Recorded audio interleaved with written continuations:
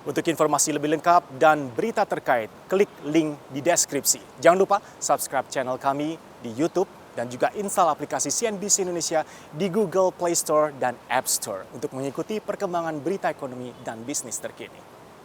Akhir hayat premium di Jamali, Jawa, Madura, Bali. Benarkah premium ini akan menjadi akhir hayatmu? Karena dikabarkan nanti premium per 1 Januari 2021 pengedarannya, penjualannya, pendistribusiannya akan di stop. Kita nantikan bersama. Dan apakah opsi yang kita punya ketika nanti memang premium sudah tidak bisa kita beli lagi di SPBU yang tersebar di tanah air. Kita bahas bersama. Akhir hayat premium di Jamali. Tentu saja kita bertanya apakah ini benar-benar akan menjadi akhir hayat dari premium. Karena kalau kita runut pemberitaan-pemberitaan ke belakang, waktu itu tuh sudah ada loh sebenarnya wacana untuk menghentikan sama sekali pendistribusian dan penjualan bensin jenis premium atau yang dikatakan mengandung RON 88 ini. Tapi nyatanya pemerintah berubah pikiran di tahun 2018 peredaran, pendistribusian dan penjualan bensin premium di SPBU di Jamali, Jawa, Madura, Bali bisa kembali berjalan. Kita bahas bersama ya, mengapa ini premium harus segera menemui akhir hayatnya. Mengapa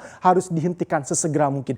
Misi utamanya adalah sangat bagus. Ini kita berbicara mengenai emisi karbon yang dihasilkan, dikeluarkan oleh BBM, bahan bakar minyak jenis fosil, terutama gasolin atau bensin dengan kandungan RON 88 seperti premium ini. Jadi tujuan utamanya bagus agar masyarakat perlahan bisa beralih ke penggunaan BBM yang dianggap lebih ramah lingkungan. Kita sudah familiar dengan istilah RON, ini adalah Research Octane Number atau nilai oktan yang terkandung dalam sebuah bahan bakar minyak khususnya energi fosil seperti gasolin atau bensin ini. Semakin tinggi angkanya, semakin rendah kontribusi emisi karbon sehingga diharapkan juga ini lingkungan bisa lebih terjaga. Meskipun kalau kita berbicara mengenai energi fosil, apapun kandungan jenis RON-nya ini tetap ada kontribusi terhadap emisi karbon. Tetapi sekarang idealnya kita berbicara mengenai RON yang ideal itu berapa sih? Research Octane Number atau RON ini diharapkan untuk tingkat global sekarang ini 90 ke atas. Sementara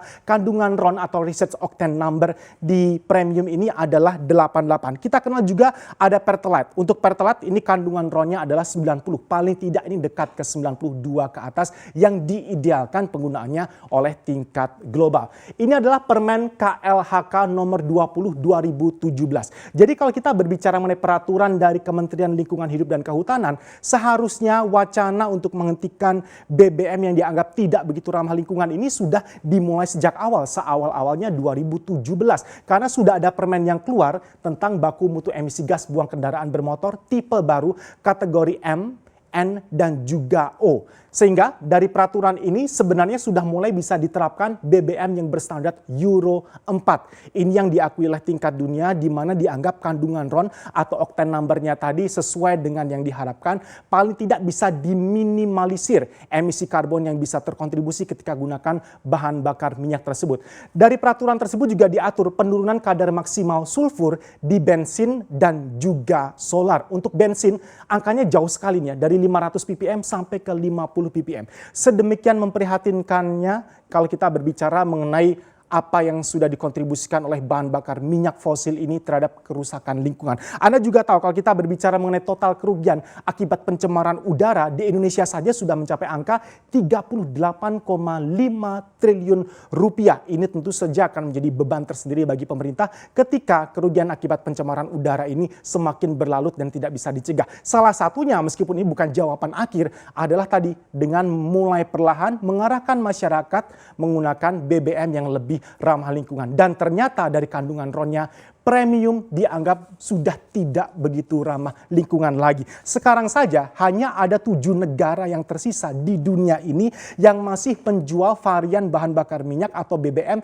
dengan jenis kandungan RON di bawah 90, RON 88 atau premium tadi. Negara mana sajakah? Indonesia tentu saja. Kemudian ada Bangladesh, ada Kolombia, ada Mesir, Mongolia, kemudian Ukraina, dan Uzbekistan. Hanya ada 7 negara ditambah Indonesia dalam satu dunia ini yang masih menggunakan dan menjual varian BBM dengan kandungan RON di bawah 90. Dan premium kandungan RON-nya adalah 88. Apa sih sebenarnya keuntungan menggunakan BBM RON tinggi? Jangan lupa RON, semakin tinggi RON-nya semakin berkurang atau bisa diminimalisir kontribusi emisi karbonnya. Riset Octane Number ini adalah jumlah tekanan yang harus diberikan sebelum bensin bisa terbakar secara spontan. Ini pengertian teknisnya. Jadi patokannya 92 ke atas. Semakin tinggi RON semakin bagus. Sementara premium yang dikandung adalah RON 88. Keuntungannya tentu saja ini akan bagus bagi mesin kendaraan kita. Bisa memelihara mesin kendaraan, perawatan mesin kendaraan kita juga bisa lebih minim dan murah, kompresi mesin lebih bagus, mesin kendaraan bisa berlari lebih jauh. Jangan lupa ketika Anda menggunakan bahan bakar minyak, kandungan RON-nya di bawah 90, khususnya sampai 88 untuk premium tadi ya. Mungkin dari sisi harga iya jauh lebih masuk akal, jauh lebih terjangkau, jauh lebih murah. Tapi tahukah Anda bagian pembakaran mesin Anda juga akan paling rawan terkena imbasnya. Good news-nya, berita positifnya adalah perlahan rupanya masyarakat sudah mulai paham mengenai betapa tidak bersahabat atau ramah kendaraan untuk mesin kalau kita berbicara mengenai premium. Next, ini gambaran untuk Anda konsumsi bensin premium di Indonesia seperti apa. Ternyata masih cukup tinggi kalau kita bisa berbicara seharusnya sudah mulai bisa dihapuskan sejak 2018 karena rencananya sudah ada sejak 2017. Kemudian waktu itu pemerintah berubah pikiran agar tidak dihapuskan terlebih dahulu. Tentu saja ini ada beberapa pertimbangan mengapa premium sepertinya masih sedikit susah untuk dihapuskan sama sekali. Pertama adalah permasalahan harga, mengingat ini bensin subsidi tentu saja akan ada keterjangkauan di sana. Kemudian faktor politis juga bermain di sana. Kita ingat 2018 sempat dihapus kemudian diberlakukan kembali dengan alasan tadi bisa jadi akan mengganggu daya beli masyarakat. Alasan ketidakpastian juga ini juga di waktu itu sempat santer pemberitaannya apakah Pertamina juga sudah siap untuk memproduksi BBM dengan tipe RON 90-an ke atas. Industri otomotif juga terkena finger pointing atau waktu itu juga sempat menjadi pemberitaan juga. Apakah industri otomotif juga masih mundur-mundur dalam memproduksi kendaraan yang bisa memenuhi standar emisi Euro 4 yang disyaratkan tadi. Ini gambarnya seperti ini, 2015 ini dalam juta kiloliter. 12,233 juta kiloliter untuk konsumsi bensin premium di Indonesia. Kemudian menurun jumlahnya untuk konsumsinya di 2016 10,517 juta kiloliter. 7,046 kiloliter 2017, 2018 naik lagi. Waktu itu sempat mau dihapuskan, kemudian akhirnya diberlakukan bisa dijual dan distribusikan kembali di Jamali. Sehingga angkanya melonjak di 9,276 juta kiloliter. Dari 2015 sampai 2018 kita gunakan data dari BPH Migas. Next untuk 2019 dan 2020 kita gunakan sumber data dari Pertamina. Di 2019 ternyata angka konsumsi bensin premium di Indonesia ini masih tinggi dan masih mendominasi penjualan. Dalam juta kiloliter jumlahnya di 11,6 juta kiloliter sepanjang tahun 2019 data dari Pertamina. Sehingga ternyata ini lebih tinggi dari kuota yang ditetapkan 11 juta kiloliter waktu itu. Sekarang kita berbicara mengenai 2020. Penyalurannya di Januari sampai September, ini data terakhir yang Pertamina sajikan ke kita, di 7,81 juta kiloliter atau 65,2% dari total kuota 2020. Kemudian realisasi penjualan untuk Januari sampai September ada di 6,7 juta kiloliter.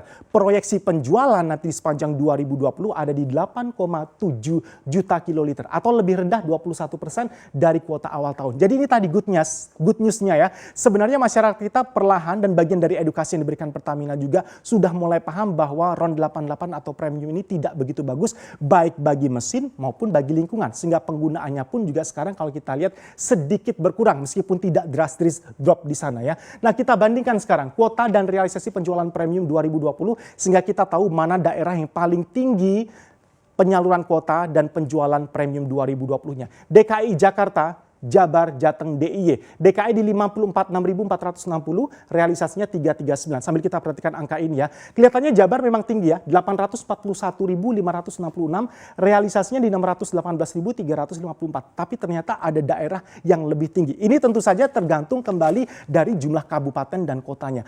Mengingat Jawa Timur adalah provinsi dengan kabupaten dan jumlah kota yang terbanyak. Ini kalau kita berbicara mengenai Jatim, ada 29 kabupaten dan 9 kota. Mereka ternyata penyaluran kuotanya paling tinggi, 1.444.315 kiloliter. Sementara realisasinya di 939.032 kiloliter. Jatim ini menempati provinsi tertinggi di mana penyaluran kuota dan juga realisasi penjualan premiumnya dibutuhkan paling tinggi se-Jawa, Madura, dan Bali. Bali dan Banten ada di bawahnya. Dan kalau kita berbicara mengenai provinsi atau daerah yang menyerap atau mengkonsumsi BBM jenis premium terendah, ternyata jumlahnya ada di Maluku Utara. Yang terendah ya, kuotanya hanya di 47.145 kiloliter, realisasinya sampai September di 27.808. Ini realisasi yang kita bahas ini adalah sampai dengan September